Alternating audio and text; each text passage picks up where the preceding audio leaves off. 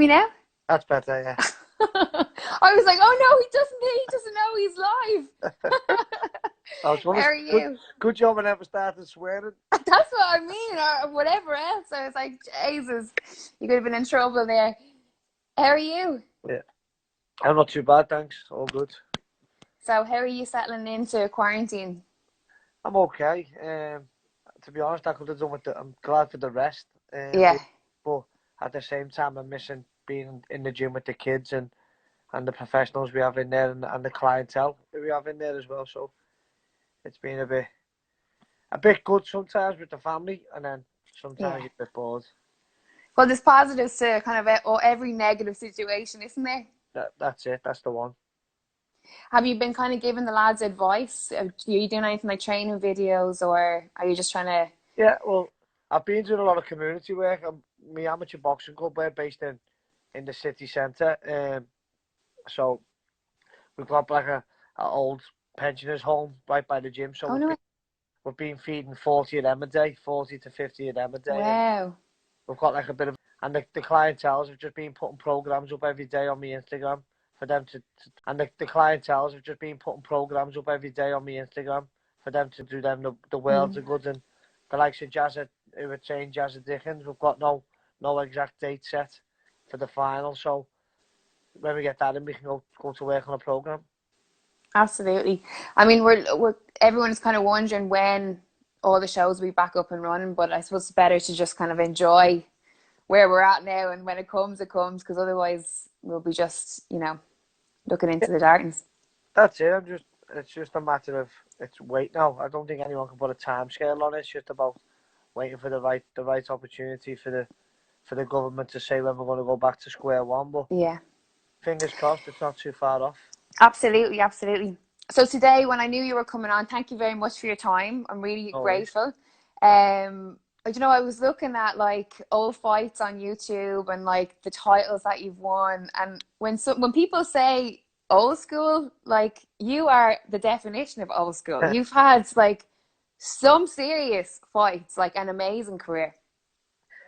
Yeah, listen. I always wanted to fight the best. I wanted to be the best. From the early age, I turned professional at 18. I won a senior ABA title, and then everyone wants to be a professional fighter. Everyone wants to be a professional champion, and I got offered a great opportunity at the age of 18. I got offered a great contract by Frank Warren, who to this day I still speak highly of, and he's done massive for my career. And I always wanted to fight the best. And at the age of 21, I got put in for the WBU World Title against Stephen Foster Jr. in Manchester, where everyone doubted me. No one picked me to win the bout. But I knew deep down that I was going to pick me to win the bout. But I knew deep down that I was going to win him. I'd seen Steve box on numerous amateur shows, and I knew I had everything to beat him. So I took the opportunity, and I went from there, and my career sort of just went skyrocket just to the very top. Yeah, I mean, like to have even a section of your career, most fighters would have been, would love to have that. You consistently had these like amazing opportunities. Like, talk to me about getting the opportunity to work with Frank Warren at that young age. Like, were you quite driven, in terms of like knowing where you wanted to go, or was it just like an opportunity that presented itself and you were like, I'm going to take it and let's see where it leads? No, I want to see the ABA. I want to see the ABA title. And I think I've been the youngest one still from Britain to do it. And I felt like I achieved. I mean, I won the Commonwealth. Sorry, I won the ABAs, and I never got picked for the Commonwealth Games in Manchester that same year. They wanted me to go to the European Games. Don't know what the Europeans must have been in Russia or wherever they was, and I said, well, every ABA champion that year you can go to European Games, and I went, well, I'd rather fight in Manchester. It's up my road. I'm a Liverpool lad. I'm a local lad, and they picked a lad from Liverpool called Mark Moran. He went to Commonwealth Games, got a bronze medal. He then turned professional, but he never went on to the career I had. But then, I met Stephen Vaughan, who I'm sort of family with them, and Georgie Vaughan and Danny Vaughan. We all, they come to the table with a great offer and a deal, and get me a deal with Frank Warren. So the first thing I said was, I needed a good trainer who's going to train me. And then when they offered Georgie Vaughan to train me, I couldn't, refuse the contract. I couldn't refuse what they had with Frank. To my eyes, well, I always say now, it's most probably been one of the best contracts I've ever seen, ever for a professional. I got 7 fights in my active. Yeah. And then I had the opportunity to go on like so Ricky Hatton's undercard, Joe Calzaghe's undercard. So I think my fan base built from there for getting the tickets and shifting a lot of them. Well, that you kind of touched on what I wanted to ask you about was like for someone that has been in the sport for so long, how different was it back then to how it is now? I think now, it's no disrespect to them, but a good white collar fighter can go professional now. That's how it's turned into a business. If you're a ticket seller, you're fighting every week. That you're a promoter's dream, you're a manager's dream. But no, I had to. Well, I didn't have to because I was always on big cards, so that helped me sell my tickets. And I've always had a great fan base. I sell 2,000 tickets myself Wow. from my mum's front door, no matter what bill I go on. So I was lucky enough to do that. But as you're saying now, like everyone's a professional boxer. When I was first time professional, they had like David Mulholland and Tony Mulholland, David Burke around my time, Alex Moon was still going, Tui's from up in Speaking, Gary Thornhill. They weren't many, but on every corner in Liverpool now there's a professional boxer. A professional boxer lives in every area, or maybe 2 in the same street. So you're saying, it's a good point. It'll probably ruffle a couple of feathers, but is it a bad thing for the sports, or is that just the way that it has to go for the growth, for the money to be injected? Because like you said, it is such a business now. If someone said to you in the morning, where would you like the sport to go? What direction would you like it to take? I like the best to fight the best, and I never boxed for a central area title, and I've always said that if I could go back on my career, I'd win an area title. And I think we should have a Liverpool region or a Northwest with Manchester, and then you go on from there. You should only be able to fight for a British title if you've won one of them. But a lot of people bypass, because the big ticket sellers, they bypass things, and for the fans, like I'm a boxing fan more than anything, and I want to see good local derbies, and you don't get many of them now. Too many people want to protect the records. They don't want to, and you see good kids, like there's loads of top kids in Liverpool, very, very good kids, and just because they can't sell tickets, they're not getting the opportunity. Yeah. I had Dave Allen on the other night, and it kept cutting out. I was like, oh, Jesus Christ. Carry on. No, so get back. What was you saying about? I've seen now. I was saying, sorry. I've seen kids who do sell tickets. They'll be going like, well, if I'm selling all the tickets and doing the hard work, I want to go fight. So yeah, it's a catch-22 really. So how do you encourage and motivate your fighters to go into this business and to be the best versions of themselves that they can, but they're in it, like you say, a business where it is about selling tickets, it is about marketing yourself online. So what words of wisdom can you give them to, as they go into this? Just be prepared, go with the rough and the smooth. It's a hard game. Not everything's glitz and glamour. There's good times and there's bad times, but just enjoy it. Enjoy it. Make the most friends you can. And I always say to the lads, always remember the people on the way up, you're going to see on the way down. So never forget anyone. Never forget anyone. Never. If you leave on bad terms with anyone, whether it's a trainer, a promoter, a manager, always make sure you go and shake their hand and always remember them. And always, like everyone who I've been involved in, I can go and shake their hand and made them today. Can you remember a moment in your career where did everything happen quite quickly for you, or were you able to process kind of all the accolades as they were going along?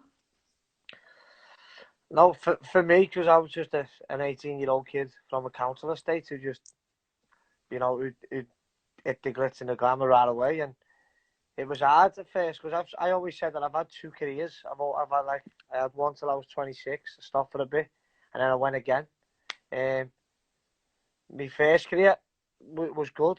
That's when that's when it was glitz and glamour. The second part of it, that's when I realised, you know, who your friends are, the stuff to buy instead of buying stupid fast cars and fancy watches. You go and buy property, and I learned that way. I learned the smart way, really. But I've been lucky enough to have two chances. Not everyone does. So, and every young fighter who I always get through the door when they're turning professional now, the first thing I always say is just make sure you buy yourself an house. Just make sure you know you're doing it for a reason. You're not doing it just for a night out with the lads on the ale, on the piss. You want to buy property. And Georgie Vaughan always said to me after every fight, "Have you bought a house yet? Have you bought a house yet?" I kept saying, "Not yet, not yet, not yet." And then I got to a certain age, and I said to him, "I've listened to you." And when that's when it was glitz and glamour. The second part of it, that's when I realised, you know, who your friends are, the stuff to buy instead of buying stupid fast cars and fancy watches. You go and buy property, and I learned that way. I learned the smart way, really. But I've been lucky enough to have two chances. Not everyone does. So, and every young fighter who I always get through the door when they're turning professional now, the first thing I always say is just make sure you buy yourself an house. Just make sure you know you're doing it for a reason. You're not doing it just for a night out with the lads on the ale, on the piss. You want to buy property. And Georgie Vaughan always said to me after every fight, "Have you bought a house yet? Have you bought a house yet?" I kept saying, "Not yet, not yet, not yet." And then I got to a certain age, and I said to him, "I've listened to you," and we went from there. Well, it's a very interesting conversation, isn't it? Because like when we look at a lot of fighters in general, you know, most of them come from council estates, you know, or they come from a disadvantaged background.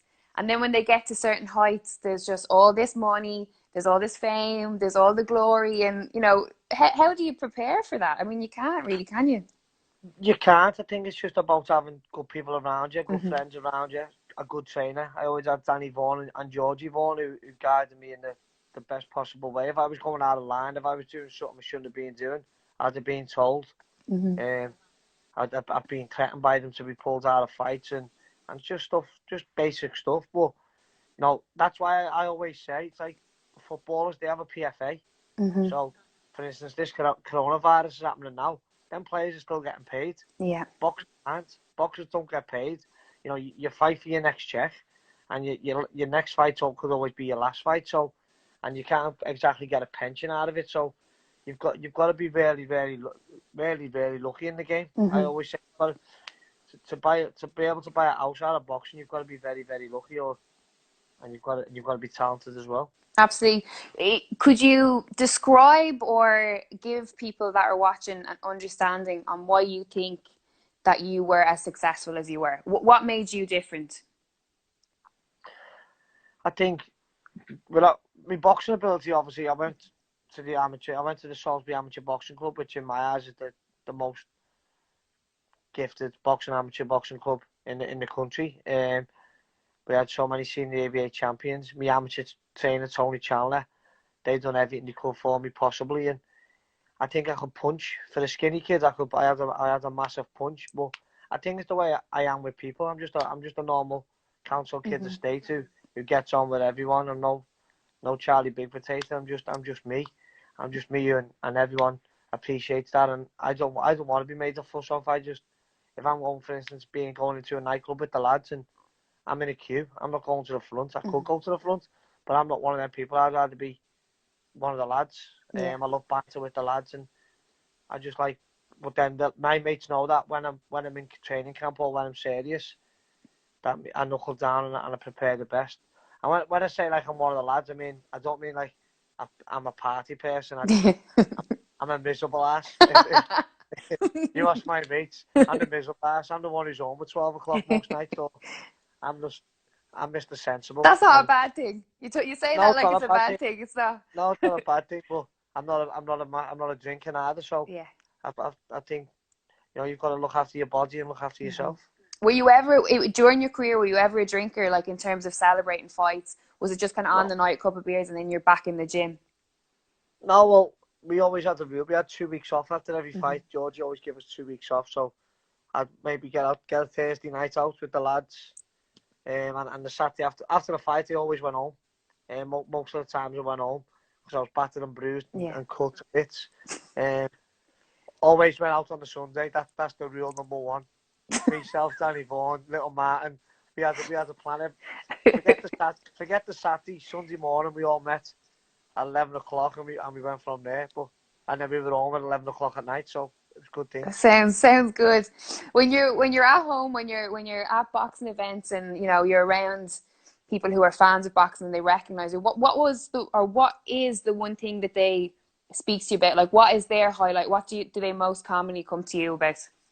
I think a lot of them always mention the Tommy Coyle knockout. Yeah. but I think there's been better performances than that. I think the Curtis Woodhouse shot was better than the Coyle one. I think the Anthony Collar one, the double uppercut that stopped Anthony Collar with, and then my performance against Steve Foster Jr.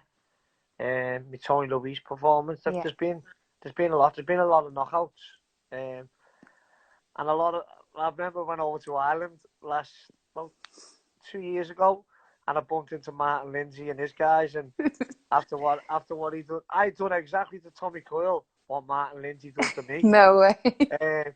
I'd beat Martin Lindsay up for 10 rounds, put him over twice, and then he chipped me in the last minute of the fight. So it swings and roundabouts, and it's a crazy sport, but it's a great sport, and I've become good friends with both of them. It's great to hear. Can you put into words what the feeling is like to train for 8, 10, 12 weeks, whatever the one, the double uppercut that stopped Anthony Collar with, and then my performance against Steve Foster Jr.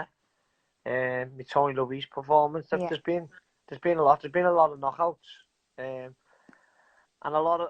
I remember I went over to Ireland about 2 years ago, and I bumped into Martin Lindsay and his guys, and after what he done, I done exactly to Tommy Coyle what Martin Lindsay done to me. No way. I'd beat Martin Lindsay up for 10 rounds, put him over twice, and then he chipped me in the last minute of the fight. So it swings and roundabouts, and it's a crazy sport, but it's a great sport, and I've become good friends with both of them. It's great to hear. Can you put into words what the feeling is like to train for 8, 10, 12 weeks, whatever the camp is, to put in, to fight your hardest, and to get a big win, and to hear that crowd here in arena just, on their feet, just celebrating the win with you? What is that like? Yeah, I used to like, I'll be honest, I used to like the ring walks more than I like the fight. Why was that? I like music, and I just like, I like looking around, thinking I've done 10 weeks in another country, away from my kids, away from, your family, and, you want to perform. Mm-hmm. And I always say thanks to everyone, whether they're sitting in the 40-pound seats, whether they're sitting front row, they've spent their well-earned cash to come and watch us. So you want to put a performance on, and that's a way of thanking them. Just thank you very much, and let's get the job done. Absolutely. Did you have the same walkout song for every fight? Yeah, well, I beat Anthony Collar in Manchester, and then I changed it to Dignity, Deacon Blue. I've always had Deacon Blue from there. Very good. And talk to us about the feeling of, like, we'll say, like, the big fights, the title fights, when a lot was on the line. The preparation that goes into that. One thing that I always find very interesting when I'm talking to fighters about is when you're a fighter, it's not like having a regular job where if something doesn't feel right or you're not well, you can just ring in and say, if you're a fighter and it's a massive big stadium show, and if all these people come to see it, you wake up on it, you don't feel right, you still have to go to work. Yeah, you still do, but I think that's down to your trainer as well. Mm-hmm. I had a great relationship with Danny Vaughan later on in my career, that he knew when I was feeling good and when I weren't feeling good. He knew not to push me too much, because you knew I'd get sick, or you've got to know the fighter. You end up become. I think Danny knew me more than I knew myself, if you know what I mean. Yeah. And I had Taffinator as well out in Marbella, who was doing all my conditioning work, and him and Danny used to work on programs, and it worked brilliant for me. When I was peaking at the right time, and I always said if I would have had Taff early on in my career, I would have been unstoppable. I think because you need that little piece missing to the jigsaw, and I think that he was that. Well, that was another question that I want to ask you. Now that you have the kind of insights and the knowledge that you have looking back on your career, if someone said you still have the wins and the title wins and you'd have all the accolades, but you could change certain things, what would you have changed, or would there have been anything? Yeah, I'd have got Taffinator in from day one. I'd have teamed up more with Jamie Conlon, Paddy Barnes, Tyrone McKenna, all the likes of them, like in training. Well, I want to use Jamie Conlon for the prime example.